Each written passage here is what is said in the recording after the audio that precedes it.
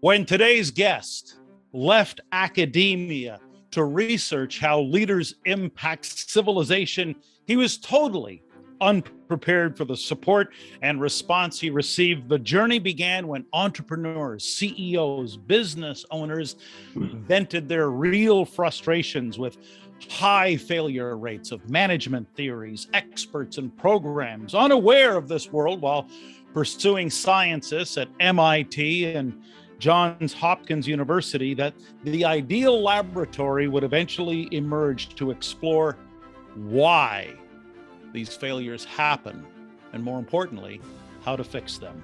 After working with more than 7,000 CEOs, he has validated his protocols for success. Many business leaders and CEOs find them delightfully irreverent, with blinding flashes beyond popular theories. His work has been recognized in the Wall Street Journal, USA Today, many other national media. He flies over 200,000 miles annually, keynoting at conferences, training CEOs in his workshops, working in every industry from the Department of Defense to large and small corporations in sectors such as healthcare, manufacturing, distribution, finance, information technology. Please join me in welcoming best-selling author, keynote speaker, Don Schmincke from the Saga Leadership Institute. Welcome, Don.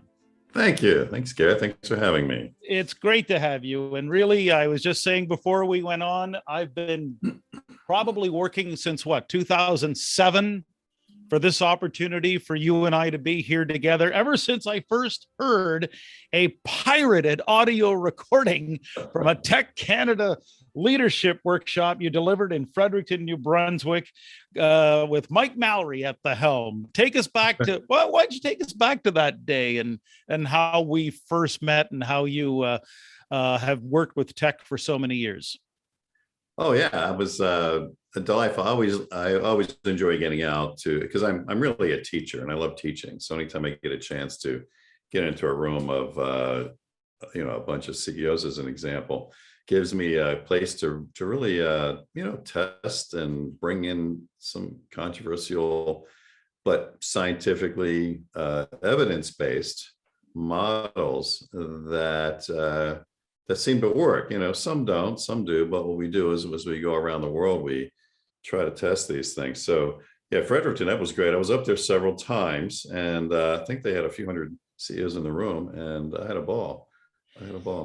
Yeah, so if we were to summarize and capture your irreverent management theories, how would you best describe that, grounded as it were in science? You mean what the industry is currently teaching? No, what you do, Don, that's so different from everybody else. That's why you and I connected so many years ago. Oh, yeah. You were a breath of fresh air back then. You continue to be so today. Anyone watching right now who's totally unfamiliar with your work and your legacy, how would you explain these irreverent theories that you developed using science as the bedrock and the foundation? Well, I wasn't expecting it. I got pulled into this by accident because I was teaching at Johns Hopkins. I just my background was in planetary physics. I wasn't expecting to leave MIT and start studying humans, but that's what happened. And so as I did my graduate work and ended up teaching at Johns Hopkins, and it was there that I was able to get access to a lot of interesting studies about our species and our biology. But it was the CEOs and the C-level executives that were in the executive MBA programs there that I started interacting with were complaining, about these newfangled theories that come out. There's some book of the month and all that, and they just had a hard time. And they just noticed cynicism, some sarcasm. And so they asked could this be something biological to explain it all? And that's when I began to take that journey. So that's where it all started. It was just looking at, is there a reason why a lot of these failure rates in management theory, because you could go on Google Scholar and type in management theory of failure, you get over 4 million hits. So I'm not saying anything new. It's just academically we're aware of it, but when it comes to industry, we don't really, I don't know, we don't really do anything about it. So that started me on that journey. And then I got a lot of great support. I mean, Oxford University gave me access to this ancient manuscript they had, and that's when I first published the Code of the Executive. And that, I thought it would be a nice treatise to have in my classes at Hopkins, but it took off into like a dozen languages. Next thing I know, I'm being asked to speak.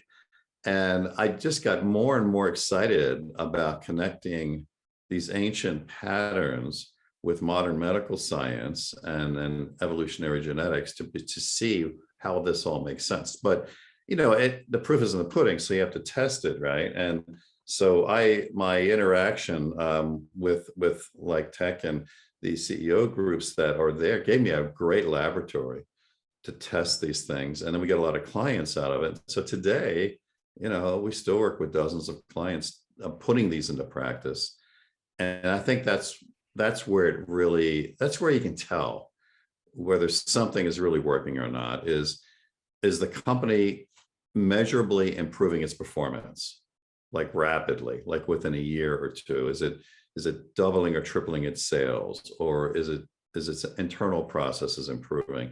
It's those metrics that we use to see whether the science can be applied, to where it is today. I'll never forget listening to your talk with that pirated recording, like I said, that was smuggled out of that very, confidential Tech Canada meeting. But all kidding aside, Don, you argued back then that I think it was around 70% to 80% of change management theories and all of the change management expertise was essentially flawed and didn't work. You introduced back then the Code of the Samurai as a way to develop the Code of the Executive. It was your first big breakthrough. Can you elaborate a little bit on that whole idea of what was relevant back then and how it's even more relevant today?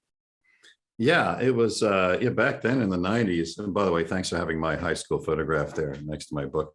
I I wasn't sure where all this was going when I published it. It was only after it took off that I realized that we've discovered something interesting. But the relevancy has been timeless, because since then, when I've done expeditions in various parts of Africa and Asia, and I've gone into these remote regions, I have found the same patterns of behavior.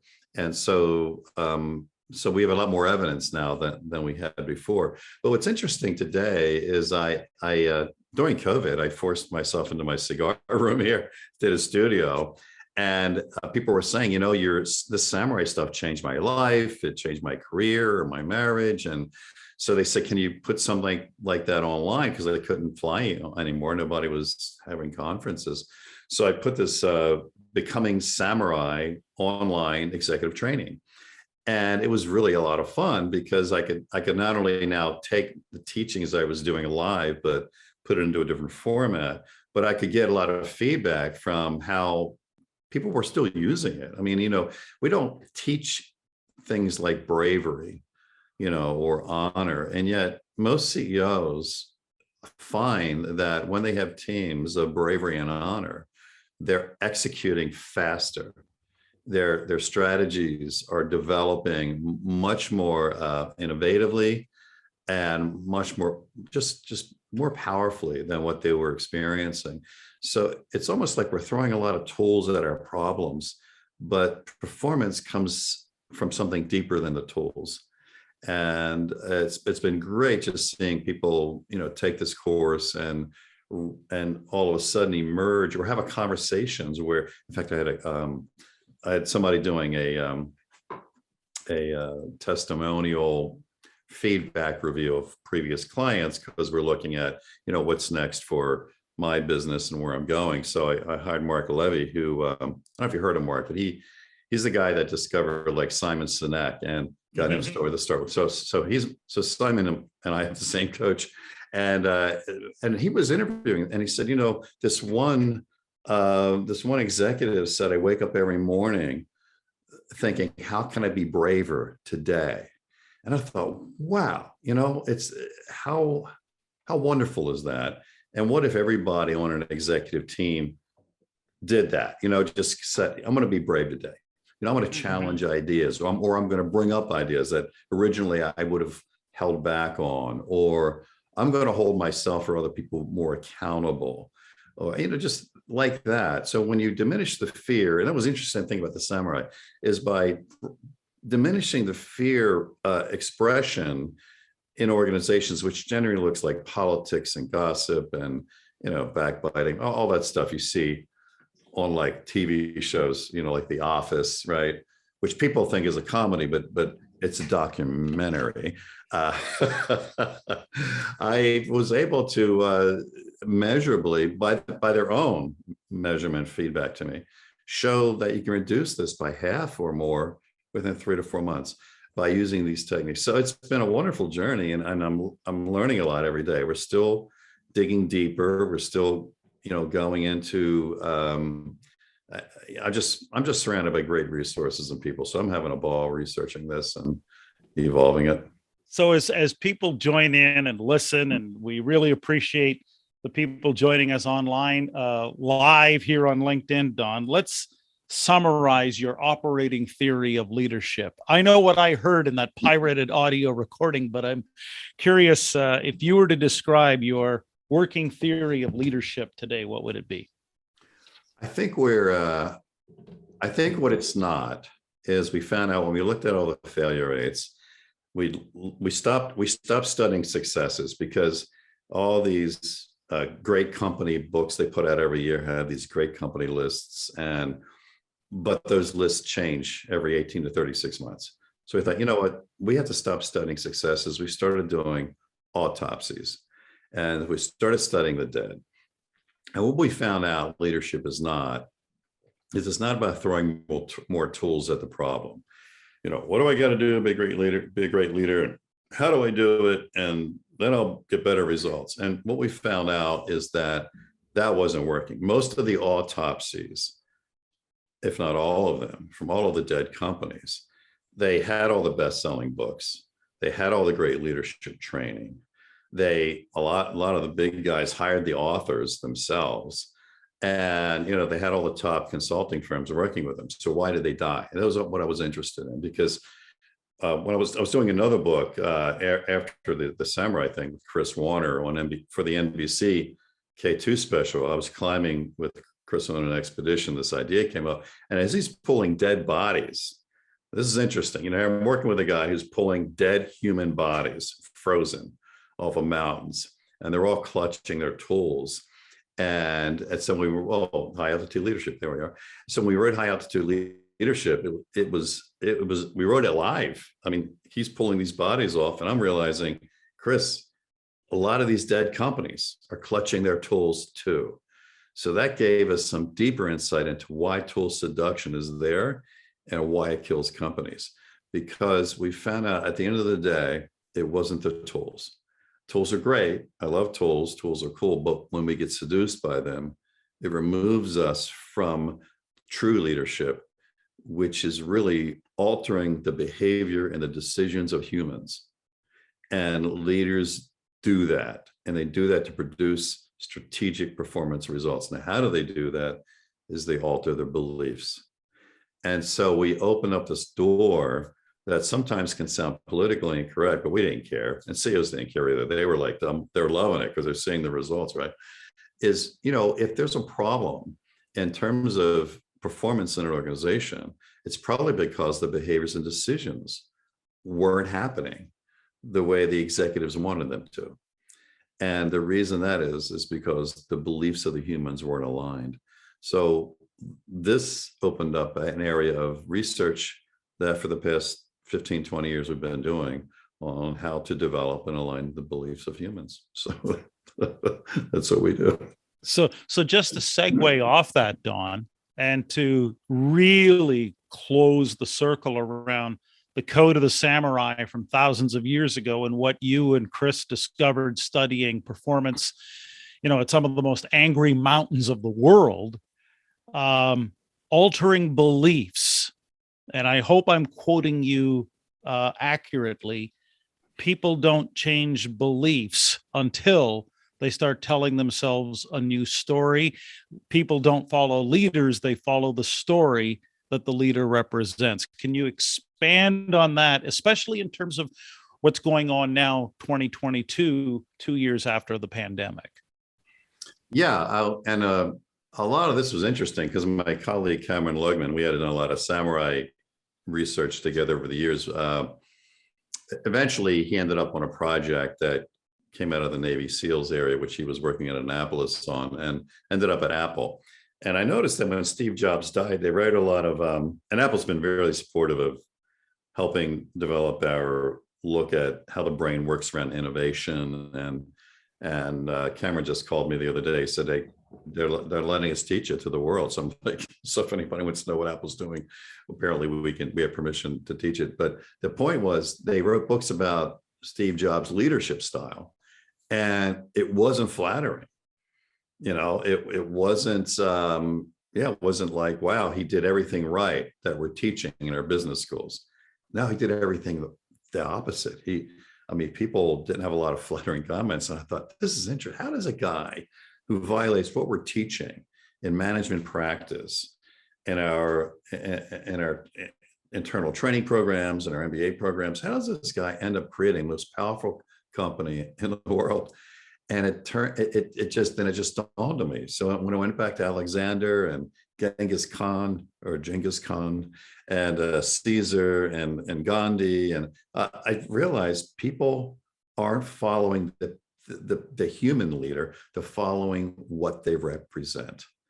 And so all of a sudden it became clear that if you're managing the beliefs of people to drive the kind of decisions you need, you better have something that helps them align that purpose. And I'm not talking about just a mission statement hanging on the wall, but something that we ended up stealing from the Vikings, some sort of compelling saga, some story that generates passion so much for the next formidable challenge that your humans feel like they need each other in order to achieve it. And that need being so great, they're willing to do two things that we continue to fail to teach in our management training programs. And that is the capacity to suffer and sacrifice. It's like, whoa, wait a minute. We need to have happy employees. We need to have, all this motivation. What are you talking about? Suffering and sacrifice. I say, we're doing it wrong. When you look at the greatest armies and the greatest companies and the greatest achievements, it wasn't because everybody was at the country club having a good time. When the occasions arose, they came together, they suffered and sacrificed together. And I thought that was interesting. Like, this is what was taught for the ancients. And we now have the medical evidence behind it. Why are we teaching this in our business schools? Why are we teaching this in our internal training programs in our companies? Because when you see groups that are willing to do that, they outmaneuver all the people that just want to be comfortable. So compelling saga, suffer and sacrifice. What would be the common examples that people watching right now would be familiar with, Don, where this theory has actually been put into practice that equates to business results?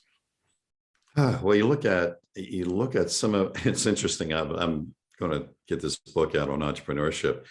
I look at these guys like Branson and Musk and even Steve Jobs. Going over their history, it wasn't all, hey, I'm an entrepreneur, I have an idea, let's do this. Oh, we're making money, this is fun, I'm cool. No, it was a lot of failures after failure after failure. There was a lot of risk, a lot of pain. Now, the problem is when companies become successful, then the authors show up, write a book on it, and they look like, hey, this is great. We're a famous author and we know how to do this right. But they missed the point. They missed the journey where there was pain, where there was suffering, where there was discovery.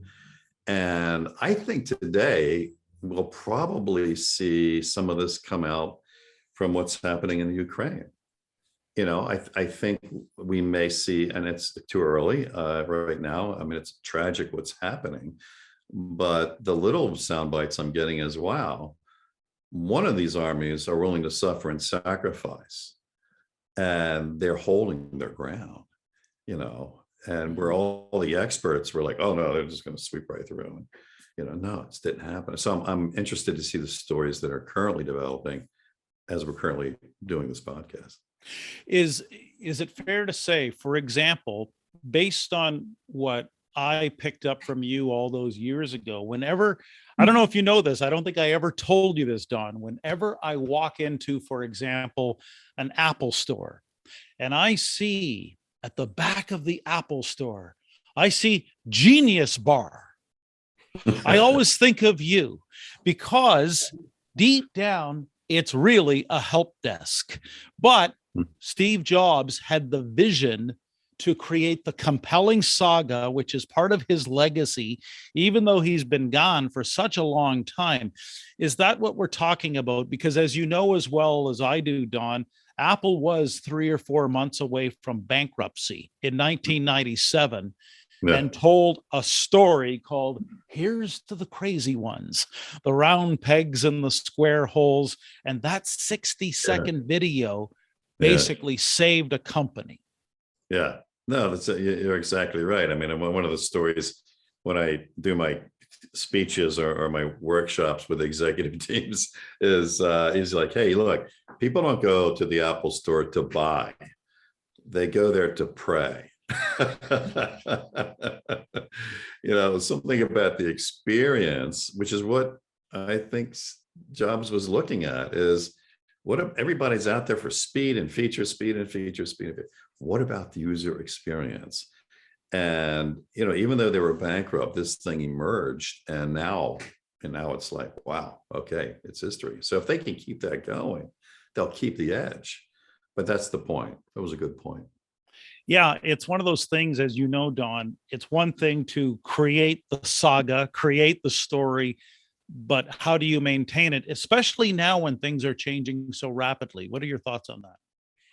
We always like to start with strategy. What we did is we took this line of CEO thinking around, do I have the strategy to win? Do I have the leadership to pull it off? What sort of culture and structure do I need, and how do I execute? Because if you get all that together, you're ready. But we have all the tools. We have all the books on it. We have all the models, the formulas. But the failure rates from the autopsies, we found out, is the beliefs weren't there. So as we started designing our expeditions to these remote regions and working with like the U.S. military, we helped. Don't ask me why they chose me to do this, but I placed Admiral Moore at the Pentagon. Use what I'm teaching CEOs today to revamp fleet warfare readiness. So it's like, that was a great laboratory to test this stuff. But I learned a lot about strategy. And we worked with Black Hawk Down. We worked with Matt Eversman in that project, a lot of different areas. But at the end of the day, we found out that I think the place to begin is strategy. Because if you don't have a strategy to win, if you don't know what winning means and how to win, then the rest doesn't make any sense. I don't care how many books you read. I don't care what the newfangled idea is. I don't care what your new CRM system or whatever process you're using. I don't care. If you don't have that strategy clear, the rest is meaningless. You'll be outmaneuvered quickly on the field.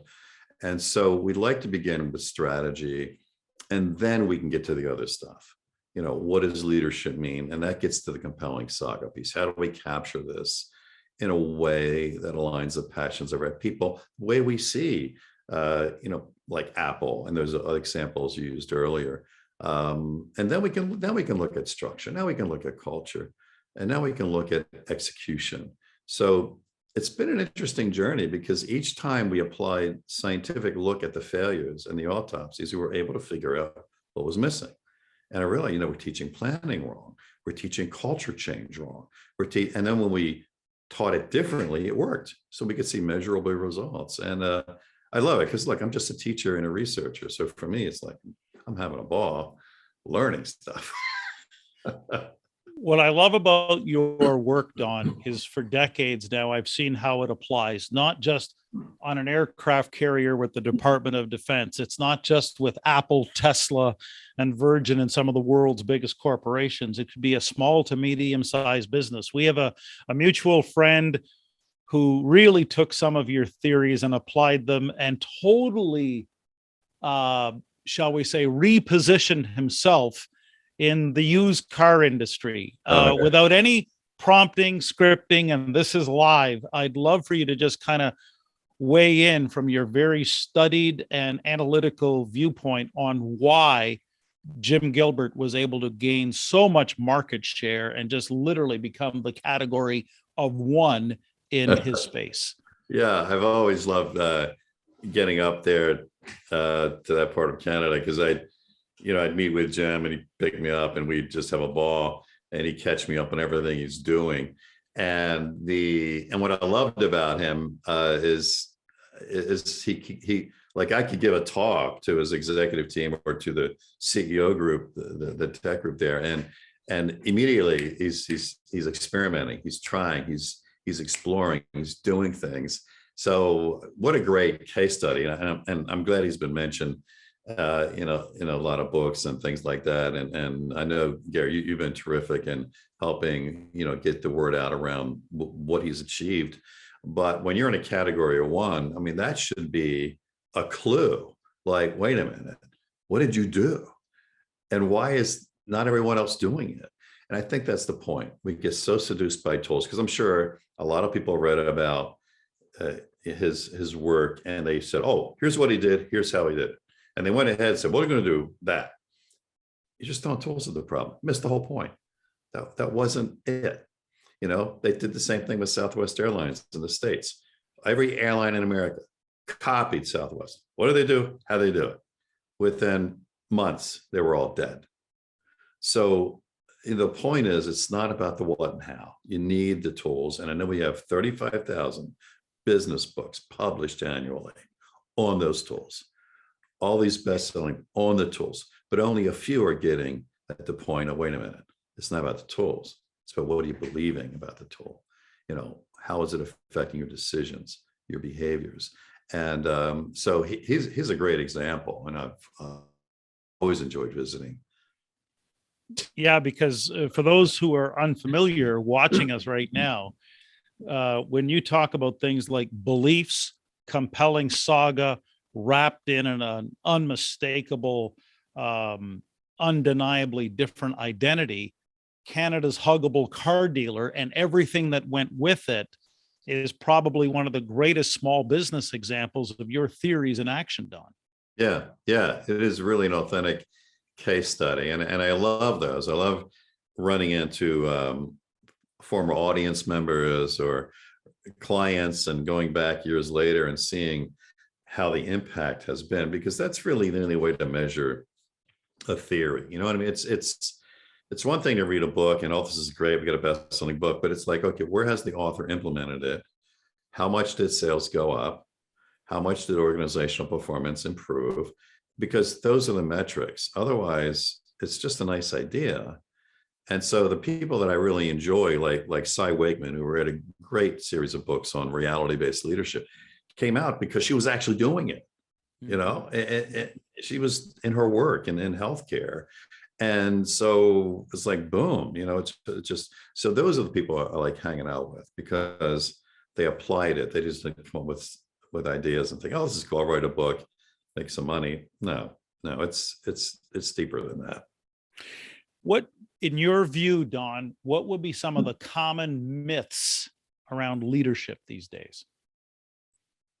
Where do we start with that? Well, I think the one you mentioned is important. People we think followers follow leaders, and no, followers are following the story the leader represents. I think that's critical, because a lot of leaders or leadership education that I see in companies today aren't talking about that. They're talking about basic leadership skills and things, but it's not that way. It's not that way. I think if we spent more time on the leader's role in developing and evolving and creating the beliefs of the people they're leading, there's much more power there, much more power. And so that's a good area to look at in terms of the mythologies. The other part too is that I found that, like the work of Dr. Elliot, the psychiatrist that looked at complex thinking capacity, we all think that we can, and I know I'm going to totally piss off a lot of people in the self-help arena, and I apologize. I'm just using the data here, but we all think that everybody has potential. And I think, no, they don't.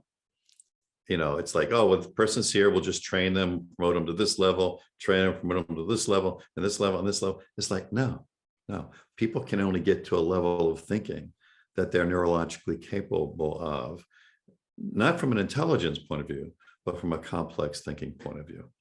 Some people can look at 3 to 5 or 10 years, and they can design a plan, or they can see something in the future, and they can organize around that. And they don't need to have everything in place, but they know they can figure it out because they can connect the dots.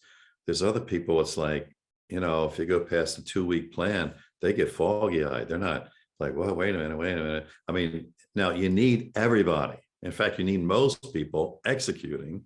So you need most people thinking out, 1 week, 1 month, 1 year, like that.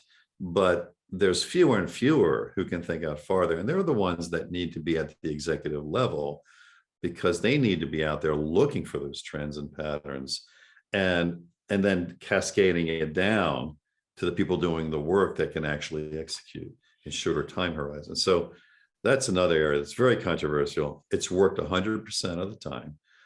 And I know it's controversial, but we still use it. Well, Don, that's one of the great things about this unscripted, freewheeling conversation, because I know there's a Vistage chair named Tom Foster that's doing a happy dance somewhere. I don't know if he's in Park City, Utah, or in Fort Lauderdale, Florida, but he's doing a happy dance listening to this podcast, as you reference Elliot Jacks, the Canadian psychologist dating back to World War II. I think it behooves you to kind of expand a little bit on the theories, highly controversial theories of Elliot, which I thought were reflected. You mentioned Simon Sinek earlier.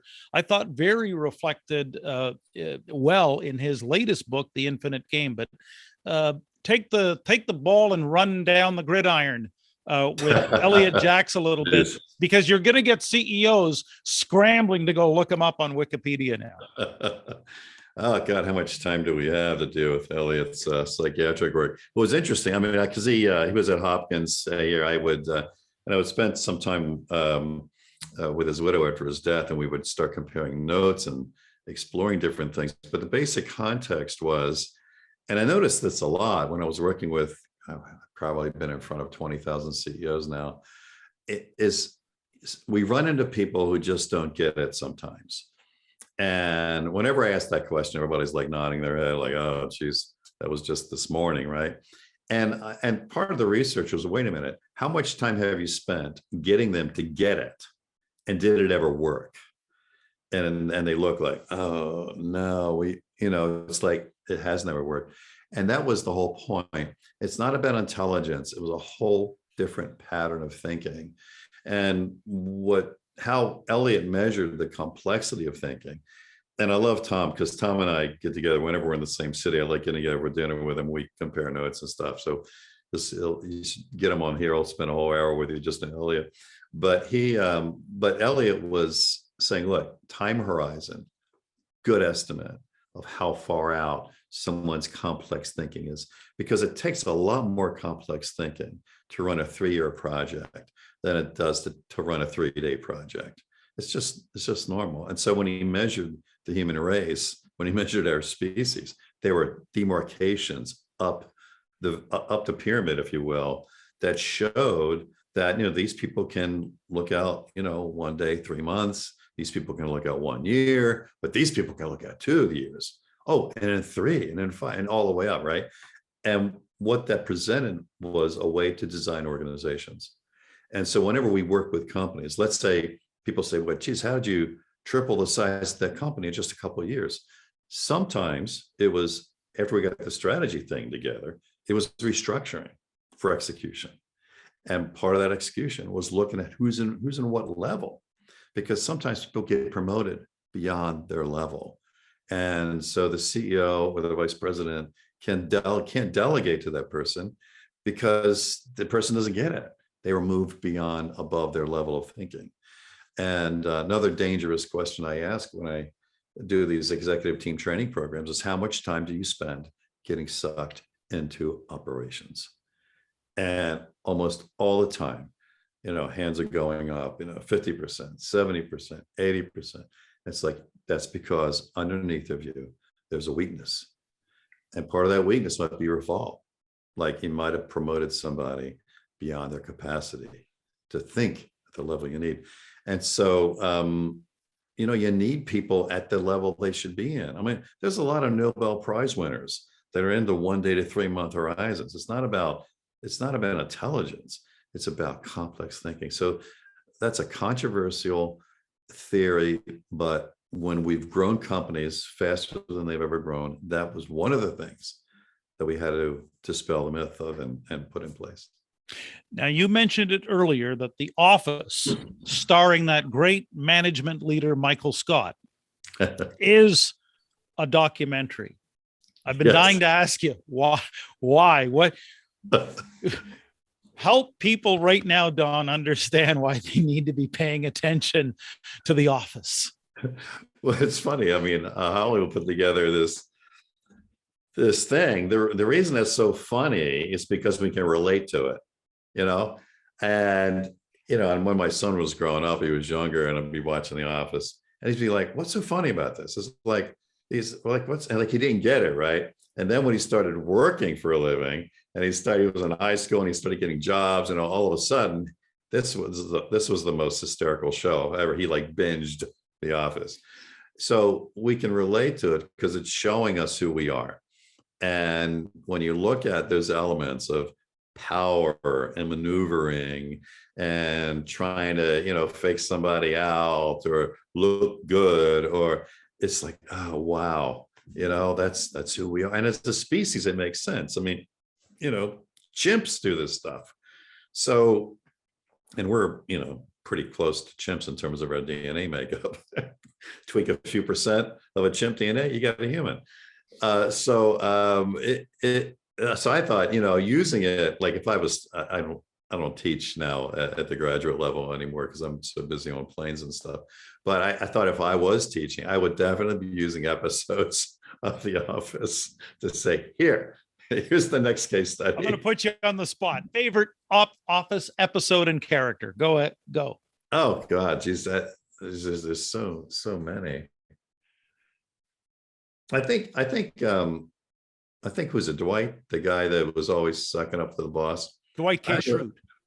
It was always conniving and thinking, and everybody could relate. I mean, people can say, well, wait a minute, I know that guy, or I saw that behavior before. He like resembled the shadow, the Jungian shadow side of, the selfishness and the evil and conniving. And so I thought that was funny. And I think that character, because he was polarizing a lot of things in a way to make it a good comedy, but also representing a lot of what we can identify with. Like, yeah, I know what that looks like. I've seen that, or I've been a victim of that, or hell, maybe I was like that guy sometime. I mean, so it's The Office is a good laugh. I'm just cheating a little bit and going to the pre-show notes. Our producer, Stephen Christopherson, as you know, Don, does a great job of doing some pre-episode research, and it says in here somewhere, since if Stephen wrote it or you wrote it, it must be true. Your brain, you realized your brain could serve humanity by integrating sciences, civilization, and ancient practice to produce meaningful change in leadership. That's pretty lofty stuff. Now let's bring it down to your dinner table. When you sit around with Rowan and Nolan, what do you guys talk about? Well, they're off in college. I miss those times, but when they were home, I don't think they actually knew what to expect. Like one time I had, like Nolan came down and we were getting to airsoft. It's a sport. It's a BB gun sport, and you have to get dressed up so you don't get hurt with the BBs. But the guns that they use are actually the guns used by military gun manufacturers, but they didn't shoot bullets, they shot BBs. So they were authentically the real gun. And I remember being in, and I was I forget what it was, M6. One of the guns. I say, hey, show your new gun. And so he brings the gun over to this guy that I had in the room, and the guy takes the gun and he's like, he starts flicking switches, moving things around. He's like, wow, this is just like, what I used to use. And he's and my son Nolan's like, who's that? I said, oh, that's have you seen the movie Black Hawk Down? He goes, yeah. He says, that's Matt Eversman, the main character in Black Hawk Down. So I think he knows how to use guns. So my son's like, what? So I think my kids never knew who I would have in my kitchen at the time, but it was always interesting. And I think they just got used to, and hopefully today they are, I mean, they're both in Philly. She's at UPenn and my son's at Penn State. I think they're applying hopefully some of these things, because it wasn't the dinner table, it was dragging them around the world, putting them in, we're going to be the first white people in the Tsonga tribal region in Africa and have that experience, to be accepted and welcomed into this community, or go in and see certain cities falling apart. And so a lot of it was, I didn't get into too dangerous issues when I had my kids with me, like I would when I was alone, but it was those conversations, because I think at the end of the day, it's great if we can raise our kids to be global citizens so they can see the reality of the world beyond the news and try to make a positive difference. And anyway, I'm going off on a tangent here, but that's well, this is the beauty of what I think is the leadership standard. We have a chance to not only talk very high level strategy as we've discussed today, but also to take a deeper, more personal look at the leader across the way on this Zoom call. And one of the things I was thinking about, Don, is how to ask you the question that's never been asked of you on a podcast and give you free rein to expand on this subject as much as you would like. It would be your lifelong fascination with Led Zeppelin. Tell us about your earliest encounter and why Led Zeppelin still matters so much to you. Oh God. I remember I was in 4th or 5th grade now, and somebody had a cassette tape. A lot of people listening to this don't know what that is, but there was a tape of music. And so he said, God, and I was learning guitar. We were all, getting into becoming teenagers, and it says, gotta listen to this. And I don't know what it was, Whole Lot of Love. And he plays this thing, and it was like, holy cow, it was totally different. And that's when I fell in love with Led Zeppelin, ended up being in rock bands and playing a lot of Led Zeppelin songs. And I was always curious as to coming back to creativity and strategy and performance, how do these kids figure out how to do blues that way? Now, some radio guy, and I don't know who it is, put together, he found these old blues recordings and he juxtaposed them next to the Zeppelin version of it. And I thought that was brilliant. But what was even more brilliant is I thought, what was it like? And I don't know, because I never met Robert Plant or Jimmy Page or those guys, or John Paul Jones. Were they in a basement somewhere listening to these scratchy recordings? And then somebody saying, oh, we can do that. And then totally taking it to a new level. So I don't know. I think the fact that today in teenage stores for clothing, you can still get Led Zeppelin emblems. I think that's called brand, right? Gary, you know more than I do, but I believe so. And the brand of Led Zeppelin, isn't that interesting, Don? When you think about all your work around the compelling saga, the story I can never let go of is those 4 iconic symbols and the album without their name and without a picture of the band on the cover as they climb their stairway to immortality. I think in many ways, Led Zeppelin epitomizes what you've been advancing for decades. Yeah, that's probably true. Good insight. So on that note, let's go even more personal. You're in Baltimore. Yes. Aside from your work, tell us a few things that I think viewers and listeners would find absolutely riveting. What do you think about most when you're alone in your car? Uh, it's funny. I think about a lot of things, and I found out later on in some of my research that because people were saying, how can you pull all these things together? You're pulling in neurology with evolutionary genetics, with, anthropology, and you're coming up with these designs that grow corporations faster. And I think it's because I have ADHD, and my brain can work. I'm not necessarily smarter, but it's working hundreds of miles faster. So I'm connecting a lot of dots there. So what do I think about? Oh boy, that would be fun to try to record all that. I think about what's next a lot of times. I may read a lot of scientific journals, and a lot of times me and my MIT fraternity brothers get together and share all kind of stuff. And these guys are brilliant. And as I pull together some of these insights, sometimes something will catch my eye, and I'll think, geez, how can that be applied? How can that be used, tested, taught, to make the world a better place? So I think at the end of the day, I'm thinking about how can we evolve civilization, maybe one small step at a time, to get better, so that we can leave this world better than we found it. I know that sounds like a trite statement, but no, I think it's a good goal we should all have. And people like you doing work, getting this stuff out, helping teach and educate, that's what you've been doing since I've known you, and that's all part of the plan. Again, deeper into the mind of the irreverent scientist Don Schmincke, what room in your home resonates with you the most? When I'm actually home, it's funny. My studio here is what I think, since I started developing, like becoming samurai, or that new course with Mark Levy, the Simon Sinek guy, he got me into something called How to Slay Dragons. It all happened in this room.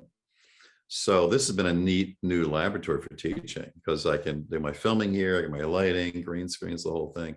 So I think my cigar room turned studio is resonating more for me today.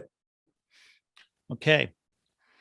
In Baltimore, the Orioles had many great starting pitchers. In fact, I believe it's still the only baseball team to have 4 starting pitchers to have 20-win seasons in the same year. I think it was Pat Dobson, Mike Cuellar, Dave McAnally, and the great Jim Palmer. Don, when you think about the movies, and let's just say there's a Don Schmincke biopic, who's going to play you in the lead role? Oh God, I'm so bad with actors' names. I mean, like, which actor would play me in the lead role? Exactly. It would have your blessing. Harrison Ford. Because people always say, well, which movie character would best? I'm thinking, Indiana Jones is perfect. I'm a wannabe Indiana Jones. I would love to have a seat at the university and then go off on these expeditions and come back. And I'm doing that now, except I just don't have a university. And it's funny because one of my friends' son-in-law has actually won the Indiana Jones Award presented by Harrison Ford. So I'm going to try to figure out how to get closer to Harrison Ford, because that's the iconic person. I love that character. Perfect. Let's talk a little bit about the future. Don, as leaders who've enjoyed listening to you on this particular podcast, what's the number one question that leaders need to be asking right now? Am I really the leader that I think I am? Do tell. It was interesting. I just saw, in fact, one of my MIT frat brothers just put this video. I don't know. We're always interacting on the web. on what is consciousness. And God, I wish I had it available. I could give it to you. And it was interesting at how we're creating reality in our mind by what we're predicting the information means. And I have run into, and in fact, when we're working with CEOs, that sometimes either the CEO thinks they're much less than they really are because they're actually greater than they think. And people, love them more than they think and are following them. And then there's those which already know everything and they think they're the greatest because they got all the great books up and they're, I'm saying the right things and and it's really hard to work with them because they're not self-aware enough to realize the truth of what's happening and they haven't yet started the journey. So I think it's always the leader looking at themselves. And when I did Becoming Samurai, I actually put this in there for the reason is what else has to die in your life to free you to get to the next level. And that's the whole point. So I try to die daily. What do I got to let go of to get me to the next level? And it's a tough journey and I screw it up all the time, but it's that kind of philosophy. So I think maybe leaders to say, hey, am I the leader I think I am? And what am I hanging on to? What has to die for me to get to the next level of my leadership? Don, we could literally talk for hours, but before we wrap this segment up on the leadership standard, how do viewers, listeners reach out to you directly? Yeah, great. My main website, which is, we're currently trying to connect everything together someplace, is Saga Leadership, that Viking name we stole, SAGA leadership.com. And that's where I'm trying to put all the stuff so we can, the online programs I discussed, a lot of the work that we do. And we're currently, in fact, I'm redesigning it as we speak with Simon Sinek's guy, Mark Levy. So stay tuned, but that's probably a good place to start. Well, Don, before, again, I just got to squeeze in this one more thing, because as you were talking about leadership, am I the leader I think I am? I would be remiss in letting you go before I got you to speak to the value of peer groups. You've been involved with Tech Canada, Vistage International for many, many years. I know this is going to come off like a shameless plug, but I do believe in the community, and I know you do as well. But love to hear your thoughts on the power of peer advisory groups. Yeah, I mean, it's for me, the reason I've loved the Tech Vistage model and the CEO group model in general is because I've been able to use it as a laboratory. So I've learned, because the best audience is you get a dozen of the most cynical people in the world in a room. They've seen every speaker, they read every book, they're in the real world having to try to make this stuff happen. I love it. So for me, it's helped me get better and better and better. For each other, it is that ability to challenge each other. And there was interesting research done, because I did this experiment. I'm doing like these small person, it's more academic. It's more like a 6-week just coaching course. Because when I do my workshops, people are like, well, what, we want to do more. So I've started putting together these just 90 minutes a week for 6 weeks in these cohorts. So I'm actually seeing what occurs in these things, and I'm beginning to realize there's deep power there, because I'm only spending a short period of time and then I'm off because it's more academic. But in medical school and a lot of other platforms, these cohort configurations are producing higher accountability, more retention of information, more application. And I've been thinking, wow, somebody started something like this back in 1957. That's of course where this all started. So it's there and it works. Tech and Vistage owe a lot to Robert Norris, who started the whole movement in Milwaukee in 1957. And I know, Don, you've been a giant figure, a legend, if you will, in that community. So thank you so much for joining us here on the Leadership Standard. No, you're welcome. Thanks for having me. Don Schmincke from Saga Leadership. And we can't say enough about what Don brought to the table. If you have ideas that you want to share, things that really stood out, feel free to reach out and let me know. My personal email is gair@gairmaxwell.com. For me, it was that question right at the end. Am I the kind of leader I think I am? And of course, this whole idea around people don't follow leaders. They follow the story or the saga that the leader represents. So to find out more about Don, you know his coordinates. To find out more about Tech Canada and its award-winning leadership programs, just visit the website www.tech-canada.com. On that note, we thank you so much for stopping by and being part of this this experience with one of the great leadership and management experts of our time. And don't forget, like, share, subscribe, the Leadership Standard to all the folks in your network, in your circles, who can also grab hold of the clutch and head to the new frontier. On behalf of Stephen, Alexander, Catronell, Mark, and everyone associated back at the head office in Calgary, I'm Gair Maxwell. Thanks again for stopping by and spending some time with us here on the Leadership Standard.